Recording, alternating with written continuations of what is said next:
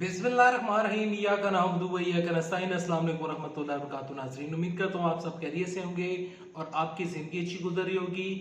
Imran Khan in action Shahbaz शरीफ के साथ अनहोनी हो गई। आसिफ जरदारी को बड़ा झटका और साबर शाकर ने एक बड़ी हकीकत से पर्दा उठा दिया।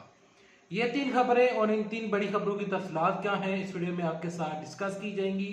लेकिन डिस्कस करने से पहले, आगे बढ़ने से पहले, अगर आप इस चैनल के ऊपर नए हैं तो इस वीडियो को लाइक कर लें, चैनल सब्सक्राइब कर लें, ताकि हर रोज़ आप लेटेस्ट अपडेट, न्यूज़ अपडेट, तबसरे और तजिए सुन सकें।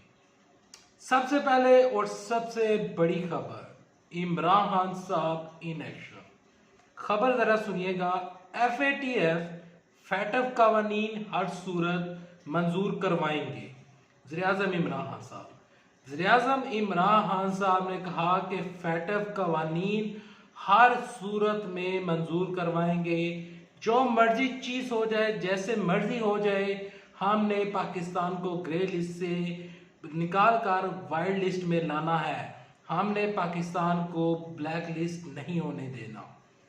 वज़ीर-ए-आज़म इमरान खान ने कहा कि मनी लॉन्ड्रिंग और दहशतगर्दी की माली अनात रोकने के लिए बनाए गए बैनुल-अक़वामी अदारे financial action task force FATF से मुतल्लक कवानीन पार्लियामेंट से हर सूरत मंजूर करवाएंगे। इस हवाले से मशीर पार्लिमानी अमूर बाबर अवान ने वज़ीर-ए-आज़म को FATF से मुतल्लक कानून साजी और पार्लिमानी मामलात से मुतल्लक ब्रीफिंग दी। वज़ीर-ए-आज़म ने पीठ से कौमी असम्बली और सेनेट का इजलास मुनक्कद कराने की हिदायत कर दी। बाबर ऐवान ने वज़ीर-ए-आज़म को मुख्तलिफ वज़ारतों के ज़ेर इल्तवा बिल्स पर भी ब्रीफिंग दी। वज़ीर-ए-आज़म ने कहा कि मुल्क की सलामती और अवामी मफाद की कानून साजी में ताख़ीर नहीं होनी चाहिए। आम आदमी को रिलीफ फराहम करने के लिए हर मुमकिन इक़दाम किए जा रहे हैं। मुकम्मल तवज्जो माशी और समाजी हालात की बेहतरी पर मरकूज रखी हुई है। बाबर ऐवान ने वज़ीर-ए-आज़म को बताया कि अवामी रिलीफ के लिए किए गए हुकूमती इक़दाम के मस्बत नताइज मिल रहे हैं। पेट्रोलियम मसनूआत की कीमतों में इजाफा ना करके अवाम को रिलीफ दिया गया है, क्योंकि बताया जा रहा था कि पेट्रोल महंगा होगा। 9 रुपये की सिफारिश दी थी और 9 रुपये की रिक्वेस्ट की थी ओगरा ने, लेकिन इमरान साहब ने इसको रिजेक्ट कर दिया था। ख्याल रहे कि FATF पाकिस्तान को एक्शन प्लान पर अमल दरामद करके रिपोर्ट जमा कराने के लिए 20 अगस्त तक मोहलत दी थी। ज़राए के मुताबिक एशिया पैसिफिक ग्रुप की मनी, जबकि FATF का जून में इजलास में होना था, ताहम कोरोना के बायस इजलास सितंबर तक मुलतवी कर दिया गया है। वज़ीर-ए-आज़म इमरान खान साहब इन एक्शन है। वो कहते हैं कि जो मर्जी हो जाए, जैसे मर्जी करें, आर करें या पार करें, लेकिन मैंने फैटफ के ऊपर कवानीन हर सूरत में मंजूर करवाने हैं। आज की दूसरी बड़ी खबर ये कि आज शहबाज शरीफ, आसिफ जरदारी काफ़ी ज़्यादा सुर्खियों में रहे और उनकी मुलाकातें हुई। शहबाज शरीफ कराची गए और कराची जाकर उनके साथ अनहोनी हो गई। शहबाज शरीफ कराची जब पहुंचे तो जब वो बस्ती में पहुंचे तो वहां पर लोगों ने चोर चोर के नारे लगाना शुरू कर दिए। ये ऐसा कहना था खुर्रमशेर जमान का। उन्होंने इस खबर दी कि वहां पर लोगों ने चोर चोर कहना शुरू कर दिया। पहली बात ये हुई। और जब शहबाज शरीफ जो थे बकायदा तौर पर कराची एयरपोर्ट पर उतरे तो वहां पर भी मीडिया से गुफ्तगू करते हुए कहा कि मैं यहाँ पर आया हूँ, और मैं जब सहाफ़ी ने उनसे सवाल पूछा कि आप यहाँ पर क्या करने आए हैं, तो उन्होंने कहा कि मैं यहाँ पर कोई पापड़ बेचने नहीं आया, मैं यहाँ पर कुछ यहाँ पर चने बेचने नहीं आया, मैं यहाँ पर कराची की जो मुश्किलात है उसको ठीक करने के लिए आया हूँ। और उनके साथ अनहोनी, एक और बड़ी अनहोनी हुई कि जब एयरपोर्ट पर वहाँ पर मौजूद थे तो शहबाज शरीफ कहते हैं कि कराची की जो फंड्स का पैसा है वो किधर गया, कराची का फंड का जो पैसा है वो रिलीज क्यों नहीं किया जा रहा, वफाक बताए कि कराची का पैसा जो है आखिर किधर है।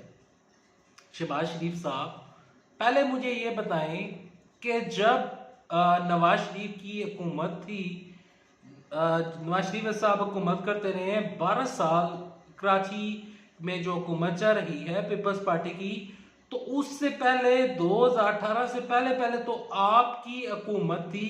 जब आपकी हुकूमत थी तो कराची के मुतल्लक क्या राय थी नवाज शरीफ साहब की? नवाज शरीफ साहब क्या कहा करते थे?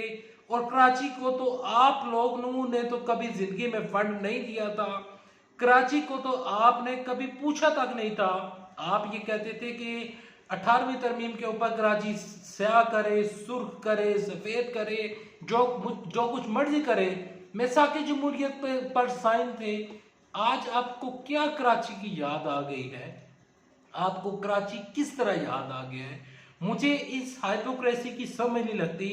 शहबाज शरीफ साहब, क्या आप बताना पसंद करेंगे कि आपने ये सवाल कैसे पूछा कि कराची का पैसा, फंड का पैसा किधर गया है? देखें, कराची के फंड के पैसे की यहाँ पर प्रॉब्लम नहीं है।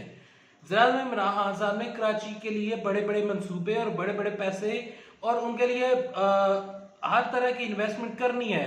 ज़रात इमरान साहब ने कहा है कि कराची जो है रोशनी का शहर है और मैंने इस शहर को ठीक करना है और मैं इसको ठीक करूंगा। जब ज़रात इमरान साहब ने कहा है और जब जुमे को जा रहे हैं, पहले तो ये आप नहीं गए, जब आपने देखा कि इमरान खान साहब अब कराची जाने लगे हैं, जब एनडीएमए कराची में लगा, तो फिर आप उठ कर जाते हैं और पूछते हैं कि कराची वालों का फंड्स का पैसा किधर है? भाई साहब, जो कराची आपकी हुकूमत थी, जब आपने कहा था कि आसिफ जरदारी को मैंने लड़काना की सड़कों के ऊपर ना घसीटा तो मेरा नाम शहबाज शरीफ नहीं है। आज आपने यू टर्न ले लिया और आप कहते हैं कि मैं उस बयान की काफ़ी टाइम पहले उसके ऊपर माजरत कर चुका हूँ, उसको मैं जस्टिफाई कर चुका हूँ और उसको मैं बयान कर चुका हूँ कि मैंने क्यों बयान दिया था और वो तमाम तर मामला खत्म हो चुके हैं। तो यहाँ पर फिर इमरान खान साहब के हुए साहब और वो मिसाल सही बैठती है कि उन्होंने कहा था कि जब मैं इनके ऊपर हाथ डालूंगा तो इनकी चीखें निकलेंगी। आज अनहोनी हो गई है, आप अपने मुंह से सच बोल रहे हैं और बता रहे हैं कि आपने कभी जिंदगी में कराची में को पैसा नहीं दिया था। आसिफ जरदारी को बड़ा झटका। यहाँ पर इनकी मुलाकातें हुई, आसिफ जरदारी के साथ मुलाकातें हुई, बिलावल जरदारी के साथ मुलाकात हुई, नवीद कमर साहब मौजूद थे, मरियम रंगजेब साहबा इनके साथ गई हुई थी और नून लीग की क्यादत वहाँ पर मौजूद थी और तमाम तर जो वहाँ अंदर से बातचीत हुई और वहाँ पर ये बातचीत हुई कि ये टाइम एक दूसरे को नीचा दिखाने का नहीं है। एपीसी के ऊपर इत्तेहाद बनाने की ज़रूरत है और इमरान खान साहब की जो हुकूमत है उसको उठाकर बाहर फेंकने के लिए हमें कुछ न कुछ करना पड़ेगा। एहसन इकबाल ने लादा प्रेस कॉन्फ्रेंस की, इसके अलावा मरियम रंगजेब साहबा लादा मीडिया पर बातचीत की। ये एक लंबा सिलसिला है, अगर मैं बयान करना शुरू पढ़ूँ तो तकरीबन 25-30 मिनट लग जाएंगे। लिहाजा आते हैं साबर शाकर ने कौन सी बड़ी हकीकत से पर्दा उठाया। जरदारी साहब के एक मिनट, जरदारी को क्या बड़ा झटका लगा वो जरा सुनिएगा। आसिफ जरदारी को बड़ा झटका ये लगा है कि 9 सितंबर को पाकलैंड रेफरेंस केस में आसिफ जरदारी के ऊपर फर्द जुर्म आयद होगी। ये जो इस टाइम मीटिंग्स हो रही हैं और जो शहबाज शरीफ के वहाँ पर जाना और तमाम तर मामला इस वजह से तय पाए जा रहे हैं कि इनको खदशा है कि आसिफ जरदारी जो है वो गिरफ्तार हो जाएंगे, क्योंकि फर्द जुर्म आयद होगी। जब फर्द जुर्म आयद होगी तो कुछ भी कर सकती है अदालत गिरफ्तारी का भी हुक्म दे सकती है।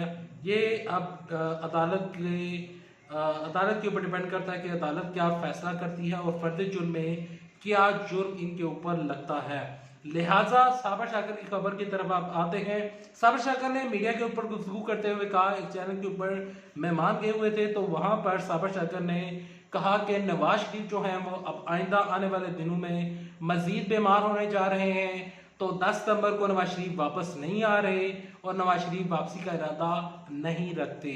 ये एक बड़ी हकीकत है जो कि अक्सर लोगों को पता है, लेकिन साबर शाकर कहते हैं कि मेरे पास कंफर्म न्यूज़ है, मैं ज़राए से बता रहा हूँ कि जो नवाज शरीफ हैं वो किसी सूरत पाकिस्तान वापस नहीं आएंगे और मरियम नवाज शरीफ साहिबा की जो मुश्किलात हैं उसमें इजाफा होने जा रहा है। तमाम तक खबरें पसंद आने की सूरत में, ये वीडियो पसंद आने की सूरत में इस वीडियो को लाइक कर लीजिएगा, चैनल सब्सक्राइब कर लीजिएगा। मैं मिलूंगा आपको नेक्स्ट वीडियो में, तब तक के लिए दे इजाज़त। अल्लाह हाफिज़। पाकिस्तान जिंदाबाद, पाकिस्तान फौज पैदाबाद।